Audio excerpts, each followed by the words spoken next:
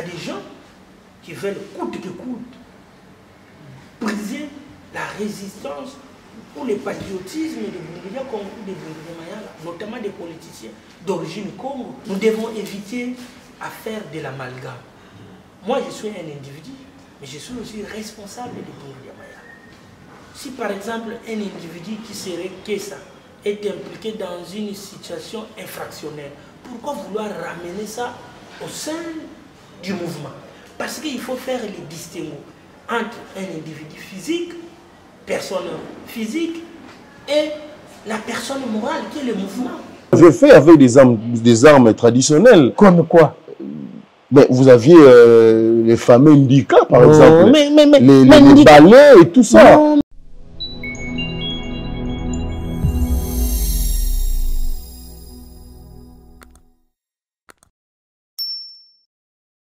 Sept mois après la disparition de l'honorable Némo Danseni, que reste-t-il de son parti politique Bundudia Mayala et de sa secte Bundudia Congo? Mesdames et messieurs, bonjour et merci de nous suivre. Je suis très heureux de recevoir pour vous Maître Bakwamisa Bundidi. Avec lui, nous allons parler d'abord de son parcours, nous allons parler du parti politique dont lui est le secrétaire général. Nous allons également parler de Bundudia Congo, qui est la secte de l'honorable Némo Danseni qui nous a déjà quittés. Bonjour, monsieur le secrétaire général. Bonjour, monsieur les journalistes. Pour ceux qui ne vous connaissent pas, pouvez-vous vous présenter? Oui, merci beaucoup. Comme vous savez, nous sommes un mouvement révolutionnaire, un mouvement de la Renaissance africaine. Quand on se présente en tant qu'Africain, en tant que Congolais, en tant que Congo, il faut donner les noms et puis les noms du clan. Donc moi, je me présente comme Maître Bakwamisa Milungidi du clan Kikwimba. Et je suis secrétaire général de Bundudia Mayala. Avant d'arriver à ces postes, dites-nous d'abord, vous avez fait vos études où? Vous êtes né où? Parlez-nous un peu de votre genèse. Oui, merci beaucoup, monsieur les journalistes. Je suis né dans le Congo central, bien entendu. J'ai fait mes études primaires, secondaires au Congo central. Et je suis venu à Kinshasa pour faire mes humanités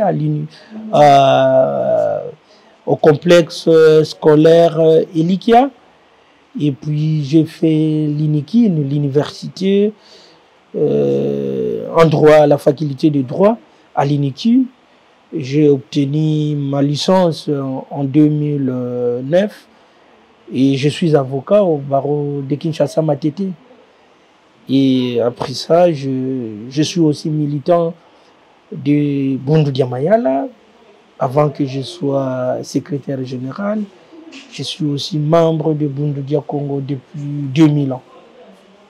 Mais alors, dites-nous, votre adhésion s'était fait comment? Vous nous avez dit que vous aviez adhéré le Bundudia Mayala, qui était avant le Bundudia Congo en 2000. Alors qu'à cette époque-là, beaucoup ne connaissaient pas encore ces mouvements politico-religieux. Oui, merci beaucoup. Ce qui est vrai, je lis beaucoup et je suis tombé sur un ouvrage écrit par le grand maître Némo Danseni et je vous dis la vérité, quand je lisais l'ouvrage, j'avais le plaisir parce que pour moi c'était fondamental, les saboteurs de la vérité universelle. Pour moi, ça créait un choc. Parce qu'on avait une pensée, on se disait que tout ce qui est africain est diabolique par rapport aux enseignements récits de la colonisation. On avait cette vision-là. On était encore trop jeunes. Mais quand je commençais à lire Némo Danseni, j'ai constaté que ma vision commençait à changer par rapport à la réalité que Némo Danseni relatait dans ses ouvrages. Et ça m'a motivé. Je voulais savoir où se trouve Bundudia Congo. C'est-à-dire aller et voir qu'est-ce qui se passe là-bas. Et je suis allé, j'ai vu, et j'ai constaté, et puis j'ai adhéré. Mais il relatait quoi dans ces livres? Parce que à suivre certains enseignements de Nemo Dansemi, ça corrobore un peu avec le kimbanguisme et le rwandisme, si ça se dit. Bon.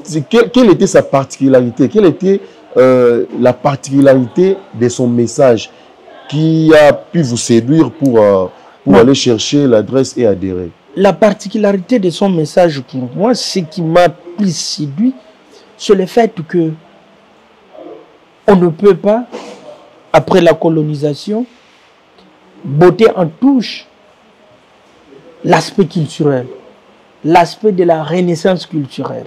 Parce qu'il lui dit, j'ai créé le mouvement Bundudia Congo pour faire la symbiose entre ce qui est africain, c'est-à-dire les aspects positifs de la culture africaine, et la technologie. Pour lui, la technologie est universelle.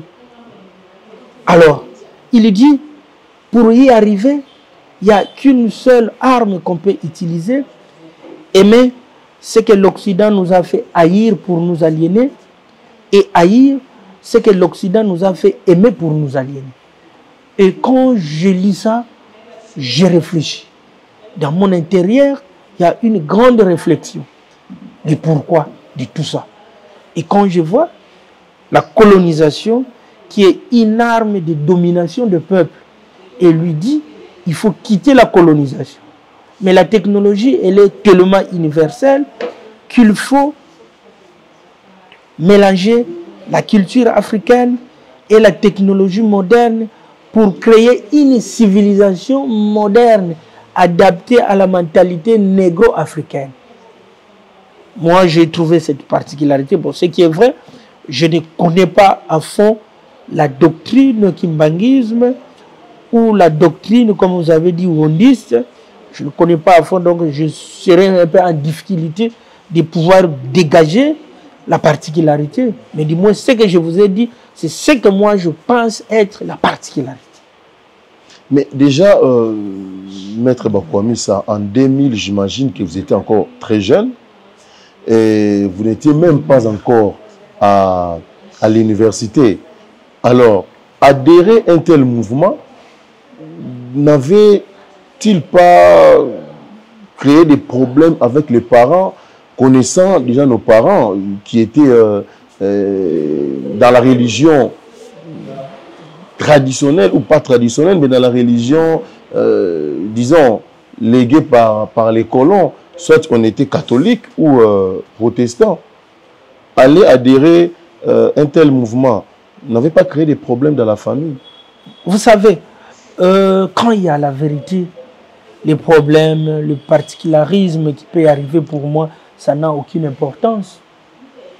Mais j'étais convaincu, et ce n'est pas le fanatisme, j'ai jugé bon du message du grand maître.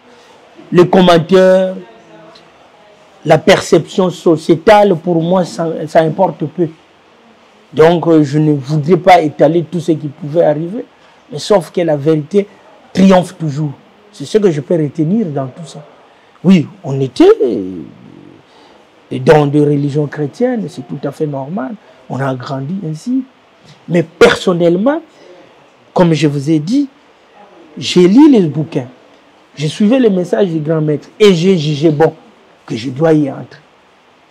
Et j'y suis, je travaille pour que les Africains puissent se dégager de cette conception colonialiste qui pense que tout ce qui est africain est diabolique. Tout ce qui est africain est satanique. C'est ça, cette conception que nous devons laver. Et je ne trouve pas cela mal, parce que c'est l'objectif de la colonisation. Cheikh Anta Diop dit toujours, ou disait toujours, on ne peut pas venir coloniser un peuple et le glorifier. Pour coloniser un peuple, il faut lui amener dans l'esprit de croire qu'il est inutile, qu'il est nul. Et c'est ce que l'Occident a fait. Mais quand vous entrez dans les enseignements du grand maître, ce sont des enseignements qui nous éclairent. Donc nous devenons des gens vaillants, des patriotes, des nationalistes qui sont prêts de défendre la patrie, de défendre la culture, de défendre le Congo, de défendre le Congo, de défendre l'Afrique face à cette domination occidentale, face à l'impérialisme. Et pour moi, c'est ce qui importe. Le reste importe peu. Parce que nous voulons créer une nation, un État puissant, dans lequel le patriotisme est le socle de la défense de ces nationalismes-là que nous voulons imposer au Congo. Vous adhérez en 2000, les premières élections post-régime Mobutu se tiennent en 2006. L'honorable Aîné Mwandansemi se présente aux législatives nationales. Il remporte un siège à Louzi.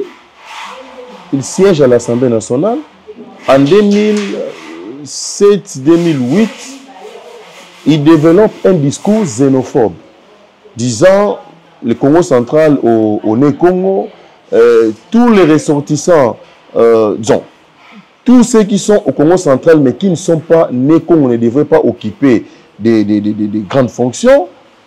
Il y a incompréhension et puis ce sont des affrontements entre la milice, qu'on appelait la milice, les Makessa et la police. Il y a eu des massacres.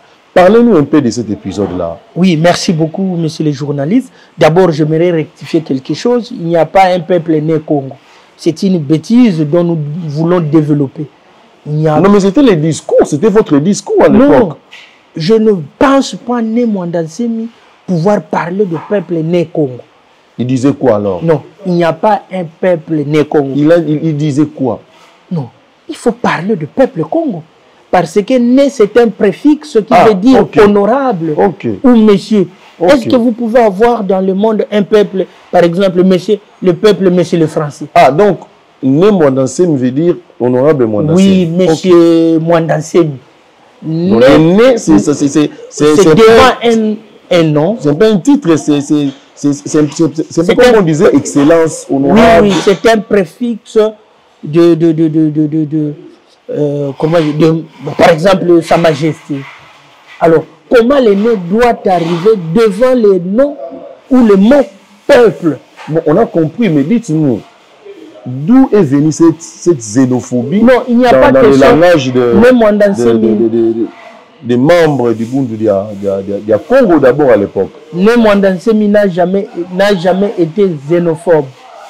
N'a jamais été xénophobe. Mais sa lutte, c'est la justice communautaire. Lorsqu'il dit que, par exemple, nous, les peuples Congo, à l'époque, ne pouvaient pas avoir la même chance d'avoir un emploi, par exemple, au Katanga. Et vous venez au Congo central, vous imposez des non-originaires. Mais or que les peuples Congo n'ont pas la même chance qu'ont les autres au Congo central. Il y a un couac, il y a une injustice qu'il faut corriger.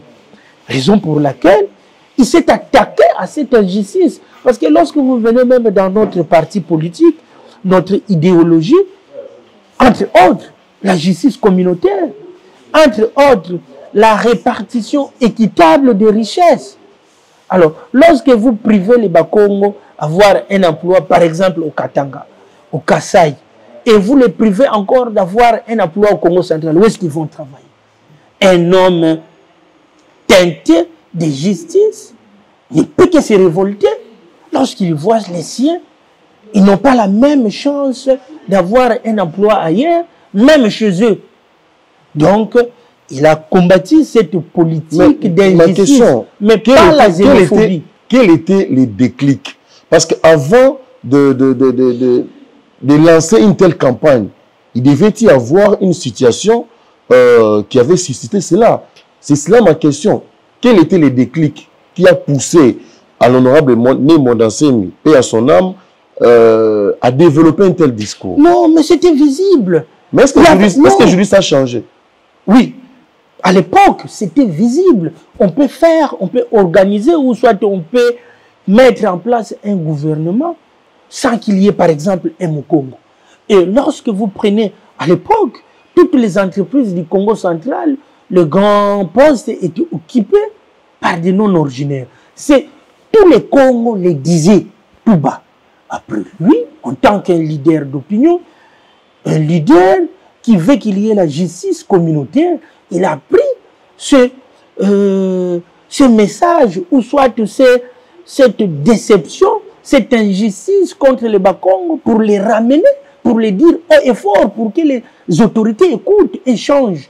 Aujourd'hui, nous avons constaté avec l'avènement du chef de l'État, à la place de l'écouter, c'était des massacres, oui, dans la province. Oui, il y a eu...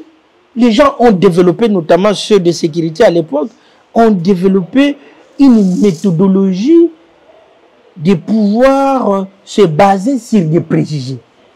C'est-à-dire, lorsque Né Mondansemi revendique quelque chose qui est normal, non, on dit qu'il est xénophobe, qu'il est séparatiste, il faut le réprimer. Lorsque le Makessa revendique quelque chose qui est juste, qui est normal, on dit non, il faut les réprimer, ce sont des séparatistes, ce sont des indépendantistes, il faut les réprimer. Et ça fait en sorte qu'on puisse massacrer beaucoup de Makessa, qu'on puisse arrêter beaucoup de Makessa. Et en passant, je vous informe, le président de la République avait ordonné la libération de nos membres qui étaient arrêtés sous l'Ancien Régime, mais malheureusement, il y a 2 de nos membres qui sont encore en prison, qui étaient arrêtés en 2008. Jusqu'aujourd'hui, vous avez vu l'Excellence, le ministre des Droits humains est allé libérer nos frères à Angenga. Mais malheureusement, à Kinshasa, ici, à la prison de Makala, il y a encore 2. Et ne comprend pas pourquoi on les a laissés là-bas. Nous sommes en train de mener des démarches pour qu'ils soient libres, mais ça bloque quelque part. Donc, pour vous dire que nous avons subi une discrimination par le fait que vous êtes seulement Bunduya Congo. Parce que quand vous verrez... Reconnaissez aussi que vous n'étiez plus pacifique. C'était devenu extrémiste et violent. Non, on a toujours été pacifique. Si on n'était pas pacifique, non, nous avons, avec tout ce qu'on a subi comme discrimination, comme injustice, on pouvait prendre des armes. Mais on n'a jamais pris des armes. Vous l'avez fait avec des armes traditionnelles. Comme quoi? Mais vous aviez les fameux Ndika, par exemple. Les balais et tout ça. Non, mais Ndika, les balais, c'est pour balayer. Les Ndika... Non, mais ça vous servait de neutraliser certains policiers ou militaires qui n'avaient pas... Vous allez dire que les Ndika, c'est... Ils n'étaient pas guéris spirituellement. Non, vous allez dire que les Ndika, c'est une arme. Mais ça causait mort d'homme. Avant que vous ne soyez maîtrisé par la force de l'ordre. Est-ce que vous avez la preuve de tout ce que vous dites? Non, mais nous avons vu les images à l'époque. Vous avez vu les images. Mais néanmoins, vous êtes prêt de croire que David a tué Goliath avec une lance. Mais vous-même aussi, vous étiez parmi les gens qui manifestaient, vous étiez parmi les Makessa qui jetaient des Ndika. Est-ce que manifester, c'était un... Vous avez survécu comment? Vous n'avez jamais fait la prison, vous n'avez jamais arrêté, vous n'êtes pas mort? Non, non. Est-ce que manifester, c'est un délit? Manifester pacifiquement? Non, mais le mouvement a toujours manifesté pacifiquement.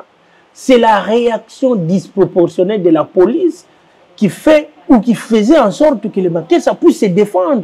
Mais lorsque vous êtes toute âme, tout être humain mis en danger, a les réflexes de se défendre. Et s'il faut se défendre, comme vous n'avez pas une arme létale ou quoi, tout ce que vous allez ramasser, pour vous défendre, vous devrez le faire. C'est un droit naturel. Et ce droit naturel est inné dans la subconscience humaine. Lorsque vous êtes en danger, vous avez les réflexes de vous défendre. Mais je vous dis, avec des Ndika. Mais si vous ramassez un Ndika et que l'Indika vous sauve la vie, où est le mal? Mais je vous dis... Non, vous veniez avec les stocks de Ndika dans les sacs. Non, mais il y a des mamans qui font partout, qui vendent les noix de palme. ils jettent l'indicat, il y a des pierres par-ci, par-là. Je vous dis, on a dans une manifestation de Bundudia Congo, sous l'ancien régime, où la police n'a pas réprimé, il n'y a eu ni mort d'homme, ni cassure, ni blessure, ni arrestation. Est-ce qu'il y a eu aussi des manifestations comme ça où les Maquis avaient manifesté sans qu'il y ait dérapage, sans qu'il y ait mort d'homme? Parce que nous avons un principe. Lorsqu'on marche, on ne touche au bien des personnes, ni de l'État. Mais on exprime ce que nous pensons être comme une injustice, comme un droit qui revient à la population. Prenons le cas, le 7 août 2017. Nous avons marché contre l'occupation rwandaise. Mais il y a eu mort d'hommes, il y a eu des arrestations. Vous allez justifier ça comment? Parce que nous, les Congolais, nous marchons contre la domination rwandaise, contre l'occupation rwandaise. Et le même régime qui semblait être congolais réprime. Qui semblait. Mais comment justifier que des Congolais qui marchent contre l'occupation rwandaise puissent être victimes de tueries, de massacres, des arrestations? Mais est-ce que vous n'avez pas eu l'autorisation de l'autorité urbaine? Est-ce que vous troubliez l'ordre public? C'est là où je n'ai jamais été d'accord. Est-ce que lorsque quelqu'un marche sans avoir... D'abord, il n'y a pas le régime de l'autorisation, mais le régime de l'information. Vous informez seulement les autorités que nous allons marcher. Même dans l'hypothèse où vous n'avez pas informé les autorités, est-ce que la sanction, c'est la mort? Est-ce que la sanction, c'est les arrestations en cascade? Est-ce que la sanction, c'est brûler des maisons? Non. Là, je n'ai jamais été d'accord. Et c'est comme si il y a eu une certaine conception de discrimination contre tout ce qui touche le Bundudia Congo. C'est pourquoi vous verrez même un Kessa, moi par exemple, un Kessa, je pose un acte criminel en tant qu'individu. On dit toujours qu'il est de Bundudia Congo, mais jamais. Non, on va arriver aussi. On va en arriver, maître. Évoluons. Il y a eu ce qu'il y avait eu, ce qu'on a appelé les massacres de Bundudia Congo, et il y a eu l'interpellation du général Kalume, qui était à l'époque ministre de l'Intérieur.